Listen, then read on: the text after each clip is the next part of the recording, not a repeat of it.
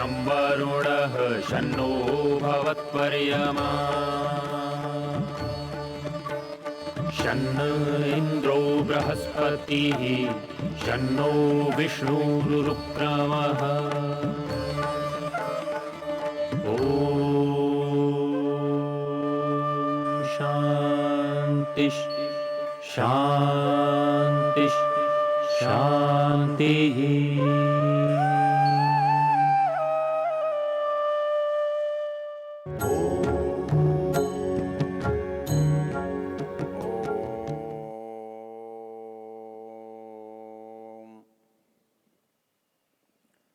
हम यजुर्वेद के 32वें अध्याय पर चर्चा कर रहे हैं।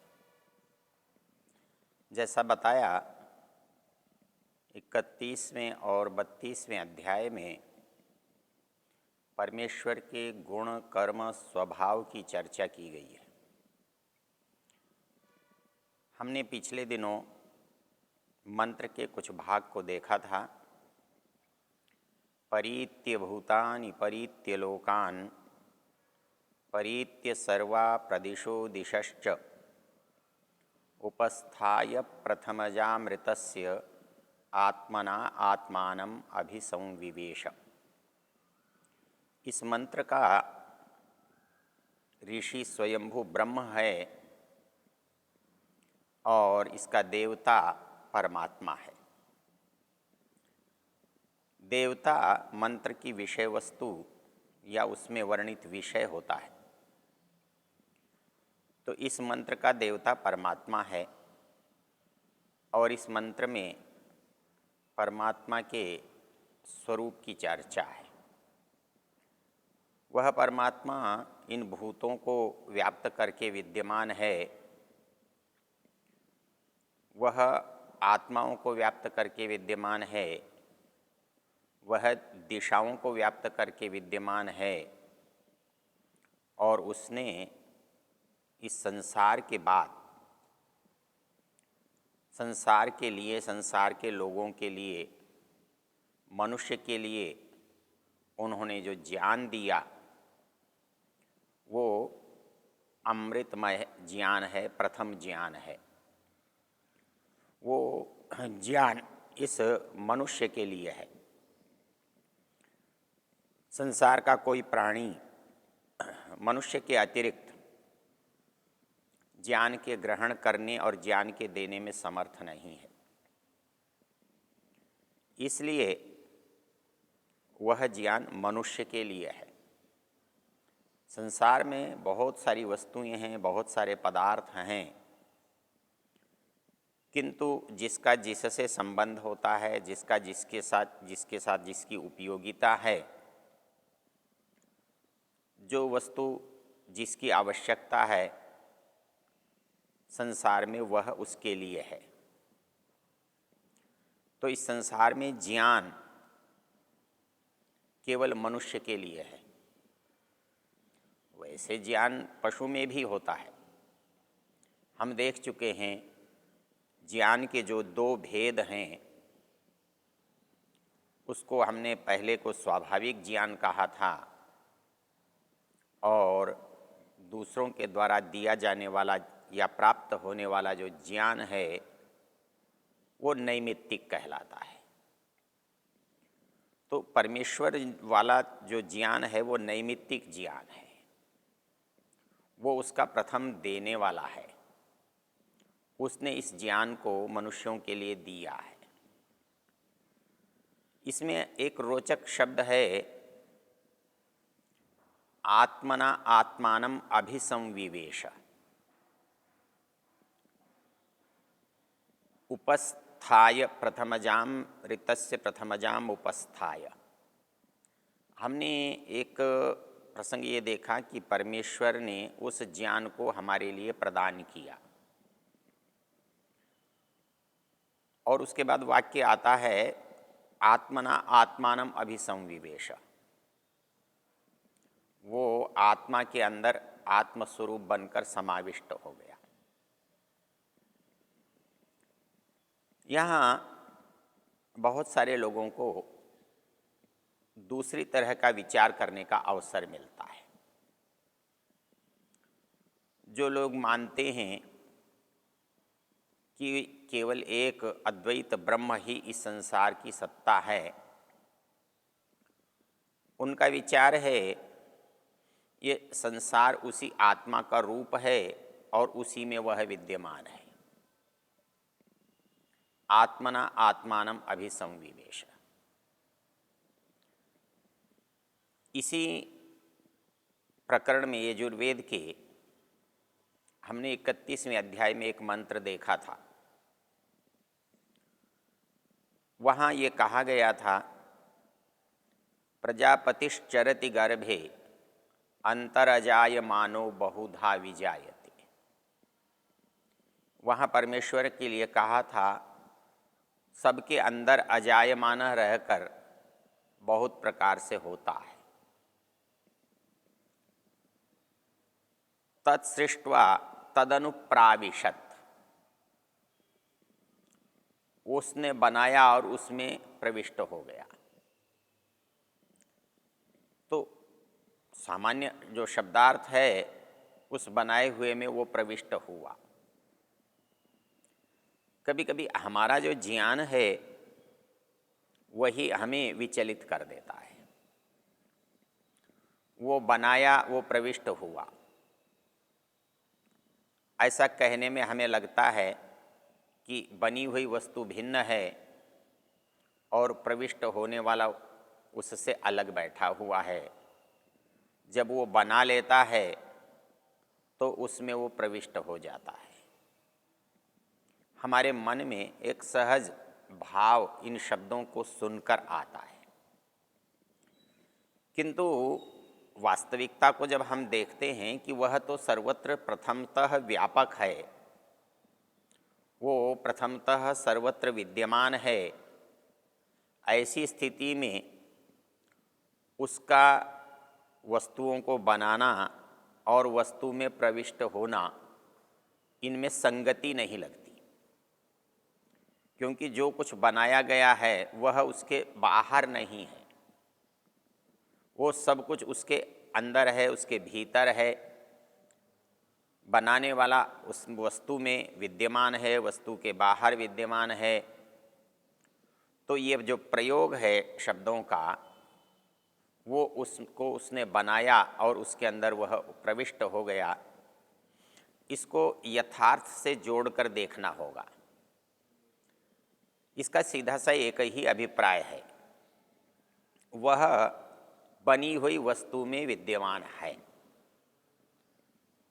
अब इसका अर्थ ठीक समझने या जानने के लिए क्या उपाय है? इसको ठीक समझने या जानने का जो उपाय है, जो शब्द का प्रयोग हुआ है उस पर आप विचार करें तो बात स्पष्ट हो जाती है। वो कहता है, प्राविशत नहीं कहा, अनुप्राविशत कहा। प्रवेश के पीछे प्रविष्ट हुआ, अर्थात उसमें से पहले से ही प्रविष्ट है। इस बात को समझने के लिए उपनिषदों के कुछ प्रसंग हैं जो हमें इस बात को समझाते हैं। जहाँ ये कहा गया कि परमेश्वर ने इस मनुष्य को बनाया और इसके अंदर वो प्रविष्ट हुआ, तो इस तरह से इस शरीर का आत्मा परमेश्वर होना चाहिए, लेकिन ऐसा तो नहीं है। लेकिन यदि कहा जाए अनुप्रविष्ट हुआ तो इसकी संगति लग सकती है, इसका अर्थ बनता है। कैसे बनेगा? कि जो प्रविष्ट है उसमें वह पीछे से प्रविष्ट है, अर्थात प्रविष्ट में भी वो प्रविष्ट है। अर्थात इस संसार में जो शरीर बना, इस शरीर में आत्मा प्रविष्ट है और आत्मा में परमात्मा जो है अनुप्रविष्ट है, वो उसके अंदर से पहुंचा हुआ है। तो ये जो क्रिया है ये सहज विद्यमान है। लेकिन हमें समझाने के लिए, किसी दूसरे को बताने के लिए जो प्रयोग किया गया है वाक्य का, कि वो प्रविष्ट में अनुप्रविष्ट है। वो ऐसा लगता है जैसे एक के अंदर एक विद्यमान है।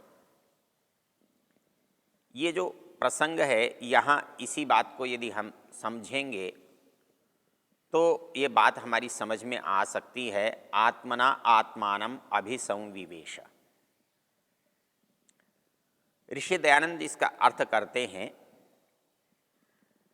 कि जो वेद ज्ञान है आत्मना उपस्थाय, वो मनुष्य जो इस संसार में उत्पन्न हुआ है,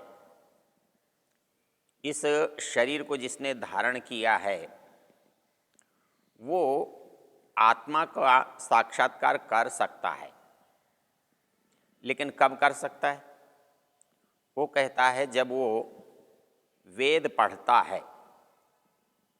प्रथमजाम अर्थात जिसको सबसे पहले भगवान ने उत्पन्न किया है वो वाणी, उस वाणी को यदि कोई उपस्थित कर लेता है तो आत्मना, अपने आत्मा के द्वारा, अपने जीवन के द्वारा, अपने बुद्धि के द्वारा, तो वो अपनी आत्मा को आत्मानम अभिसंविवेश, वह परमेश्वर के अंदर उसका प्रवेश हो सकता है,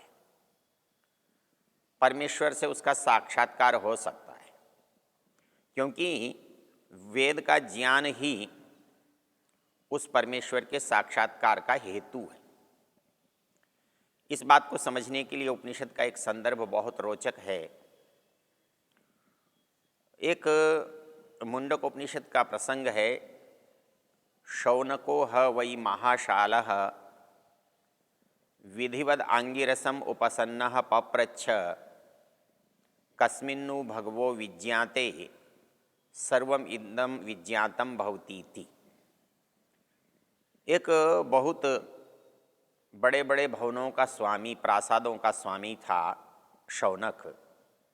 वो जैसा संपन्न था वैसा आध्यात्मिक भी था। वो आंगिरस ऋषि के पास विधिवद उपसन्नः पप्रच्छ, वो शिष्य भाव से समिधा लेकर हाथ में आंगिरस के पास उपस्थित हुआ और आंगिरस से वो पूछता है, भगवन कस्मिन्नु भगवो विज्ञाते सर्वमिदं विज्ञातम भवति। वो ऐसी कौन सी चीज़ है जिसको जान लेने से ये सब कुछ जान लिया जा सकता है। तस्मै स होवाच द्वे विद्ये इतिह स्मः वेदितव्ये पराचैव अपराच।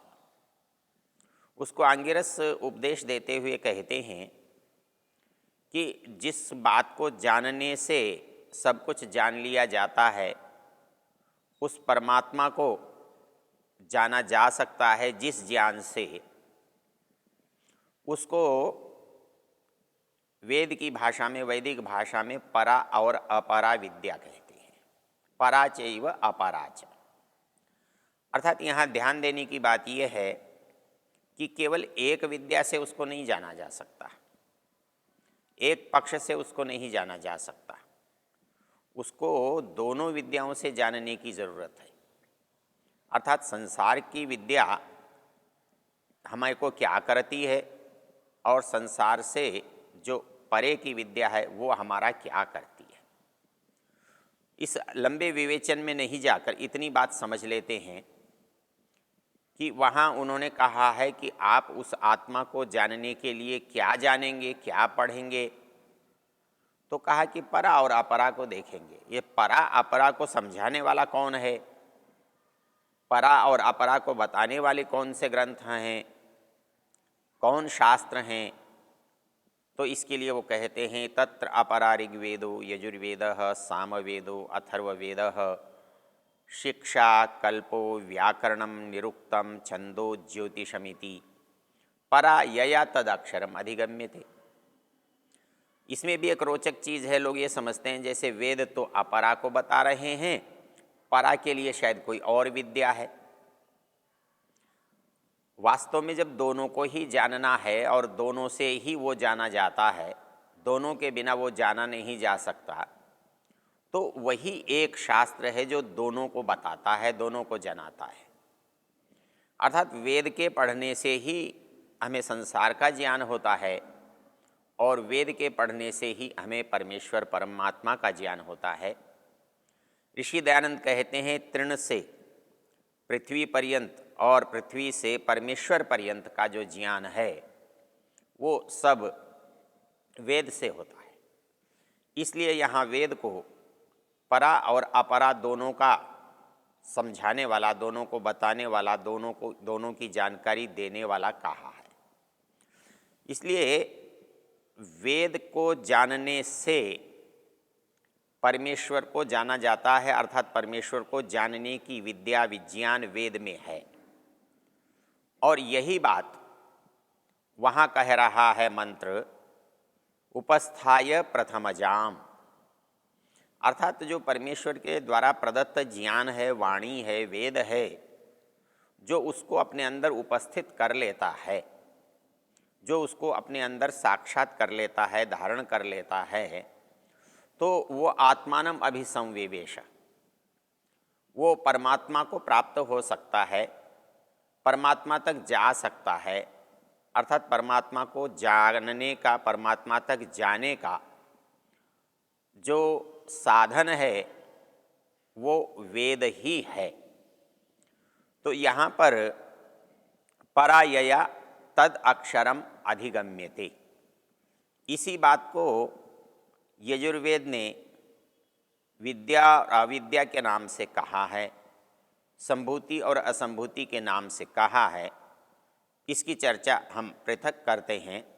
अर्थात वहाँ अविद्या का अर्थ अज्ञान नहीं है, अविद्या का अर्थ मूढ़ता या मूर्खता नहीं है। वहाँ सापेक्षता से जो जिसको उपनिषदकार परा कहता है उसको वेद विद्या कहता है, और उपनिषदकार जिसे अपरा कहता है उसे वेद अविद्या कहता है। अर्थात परा के जानने की भी आवश्यकता है और अपरा के भी जानने की आवश्यकता है। अपरा के जानने से संसार का बोध होता है और परा के जानने से उस अक्षर अविनाशी ब्रह्म का बोध होता है।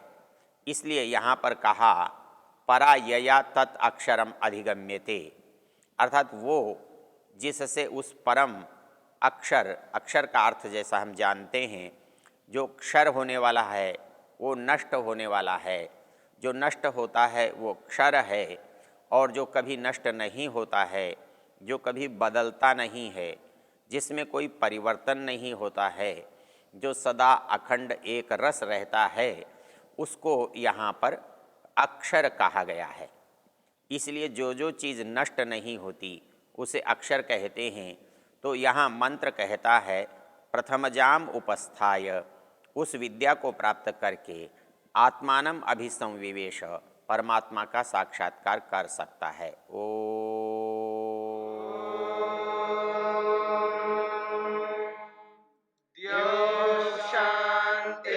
शान्तिरन्तरिक्षं शान्तिर्पृथिवी शान्तिरापः शान्तिरोषधयः शान्तिः वनस्पतयः शान्तिर्विश्वे देवा शान्तिर्ब्रह्म शान्ति सर्वं शान्ति शान्तिरेव शान्ति शान्ति